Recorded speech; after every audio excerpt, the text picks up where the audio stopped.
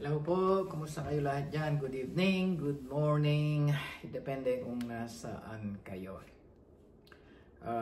Tuloy-tuloy ko po yung sa previous tape ko kasi hindi naman tayo pwedeng mahaba, bawal sa YouTube, but still we are very thankful we got this at YouTube and I appreciate that. At least we can talk to each other. Now, when it comes, nabanggit ko yung sa New York, yung sweldo. Hindi pwedeng, you cannot really exactly say how much. Because kahit na sinabi kong mga cities, depende kung, halimbawa sa New York City, tapos pupunta ka ng 1.5 hours to 2 hours away, which is New York City still, then ibang sweldo yan. It happened to my first cousin yung pumunta rito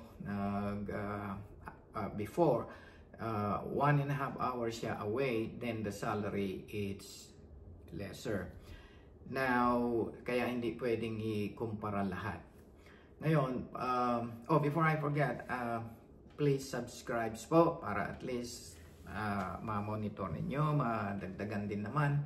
At i-share, paki-share po, lalo na importante yung bagong pa lang na hindi pa nakita yung mga previous video ko. I did that also.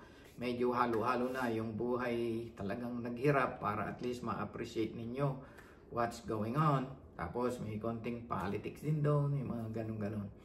But anyway, shout out po to the people in Mindanao. I have a classmate there, General Santos, and shout out to Pampanga, especially mga taga Lubao, and then Florida Blanca, at lahat na rin ng Kapampangan, Canada. I love you guys. You're watching me also. And then also especially to the Middle East, United Kingdom, and then the Middle East, OFW. As I told you, you have a special in my heart. Yung mga OFW, you know why? Dahil sa OFW, at least nakakatulong lahat tayo sa Pilipinas. Not only that, to the family. Question, may question dyan po. About yung nurse daw sa Saudi, 18 years na siya doon kung she can work here. Ang sagot po doon, as long as all your requirements, and then somebody taking care of you, yung mag-employer, yes. Because dito po sa US is really maganda kasi walang discrimination dito. It doesn't mean pag yung matanda ka na, hindi pwede. Hindi po yun. Basta you're qualified, you're willing to work. Nagulat nga itong bayaw ko na bagong dating. Sabi niya, ang ganda pala dito sa Amerika. Sabi niya, bakit ka ako? Abay, tingnan mo yung nagtitinda sa sa mga sa mga groceries, ang tanda-tanda na, sabi niya. Doon daw sa atin pag pinipili na yung young. Sa mga nurses po, I can tell you're okay. 18 years experience there, so most probably you're in the 40s. Yes. Actually, mayroon akong kapitbahay dito. Na siya? Almost 55, natanggal sa trabaho, IT. Then, nag-aral siya, nakatrabaho pa. So, when it comes to that, yes po. As long as qualification-wise and everything are okay. Question another one is teacher. Magkano ang salary? Sa totoo lang po, ayoko pong sagutin yung hindi ko alam. Sa totoo lang po, hindi ko po alam ang teacher. Pasensya na po kayo doon. Ngayon, let's go to since na halimbawa na okay na lahat ang requirements, ganon. At the same time, yung may nagtatanong direct hire or agency, meaning direct hire yung sa hospital. Yung agency, parang third party. Ibig sabihin, hindi ka sa hospital, mayroon ding mag-aayos yan, yung human resources. So, whatever they call that, agency or what. But, importante, alamin ninyo yung direct sa hospital. Yung sa agency, may third party yan. Ngayon, kung ang nagtatanong sino daw po ang maganda, personally, it depends. It depends again. Sa direct hire, the money is there. It's more money, no question about that. Kasi wala nang kaltas eh. Kumbaga sa ano nagtitinda, di ba? Pag yung may dadaan pa sa third, tataas na yun. Kailangan niyang kumite. Yun po ang ano doon sa ganda ng ng direct. Mga benefits, kompleto yan. Kasi once na nandiyan ka na sa hospital, ibig sabihin nandiyan ka na, ang ano niyan, ang mga benefits, pare-pareho na kayo dyan. Ibig sabihin, mayroon kang let's say 401k, health insurance, yung mga ganon. Bonus, holidays, meron yan. Then, dun sa agency, it depends. Kasi silang umahawak dyan. Ngayon, actually, may story ako dyan a long time ago. Yung bang, I'm not saying Filipino or what. Alam mo naman, mga Philippines pumunta sa Saudi noon. Kaya bumaba ang sweldo. Pumunta doon. Tapos baba, nagdi-deal. Dito, hindi pwede. Ang maganda sa, dito sa Amerika, may rights. Ibig sabihin, nangyari yan. May kasama ako noon, kinomplain sila. Kasi ang kaltas too much. Hindi pwedeng gano'n. Kaya ngayon, yung mga noon, takot na. Kasi nag-complain, inimbestiga na ng state. At kaya ang maganda rito, yung rights talaga nandyan. Ngayon, doon sa agency, ito ang maganda sa agency. Halimbawa, nurse ka dyan, wala ka naman sa Saudi, wala ka sa Singapore, wala ka doon sa mga United Kingdom or Australia na mayroon ka ng pera, di ba? Siyempre, hindi naman lahat ng nurse, nagdaan ako dyan.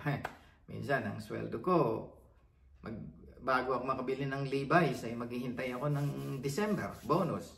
That's how it is. I know it.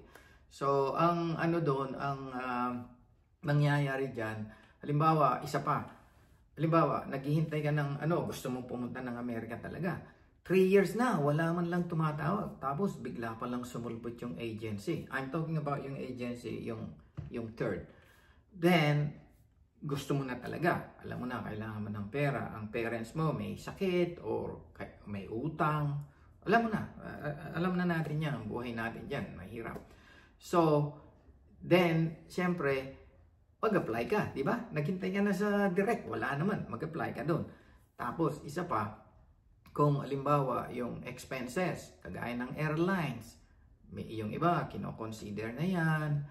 Halimbawa, yung mga expenses sa I-140 or yung mga nandyan yan, kompleto yan. Kung yung iba pwedeng i-take care of that, sa totoo lang, ang mahal ng mga expenses. Kung wala ka naman, di ba? So, yun ang advantage ng agency. Tapos, but, if you're from, let's say, may pera ka na, may dollar ka na, okay na rin yung yung direct kasi more money there. But, another thing also, dun sa direct, maaaring marami kang ikaw ang gagawa. Let's say, i-workout mo, ipapollow up mo, minsan sa agency, sila ang doon. Kagaya doon sa halimbawa, sample na lang sa amin. Depende sa personality yan. Kung halimbawa, magtutur kami, let's say Europe, ang kinukuha namin yung parang package na. Yung bang i-guide ka, guide tour. Meanwhile, yung parang direct. Ikaw ang magpupunta doon, mura nga, magdidil ka, sasakyan mo ito sa yung sa group. Sasakay ka na lang sa bus, yung mga ganon. So, it depends. Kaya, yun po ang masasabi ko dyan. Ngayon, tungkol naman dun sa salary, nabanggit salary. I don't know, it's a sensitive thing to be honest. Honestly, privacy actually, hindi namin pinag-uusapan ng salary. Ewan ko yung iba mismong detail. Kasi, depende sa experience, how long you've been in experience. Depende sa, depende sa area, ICU, CCU, ER. Depende sa hospital. Are you in the hospital or in the nursing home? Depende din siya to how far you are from the city, 1.5 hours. Kaya there is no exact. The same thing with me. Sa New York ako. Sample na lang. Example. Nasa New York ako. Tapos nag-reciprocity ako sa Florida. Plano ko sanang pumunta doon. Tapos, the same experience, the same person, the same qualification, pumunta ako doon. It's totally different. Mas mababa doon kaysa dito. So, yun ang point doon. Saka, pag sinabi mo yung exact, yung pera, I think it's misleading. That's why I don't give the exact amount. Sinabi ko lang yung mataas yung sa New York, ganun. So, actually, yung ginawa ko kanina, hindi ng YouTube kasi mahaba daw. So, ito, short na lang. Pasensya na lang tayo. Sunod-sunod na lang. Okay po. Ingat kayo dyan. Sunod-sunod. Anyway, isa-isain ko yan. It's about the direct and indirect. Yung agency. Alright. Maraming salamat po. Marami pa akong sasabihin. I-follow up ninyo. God bless. Take care. Bye.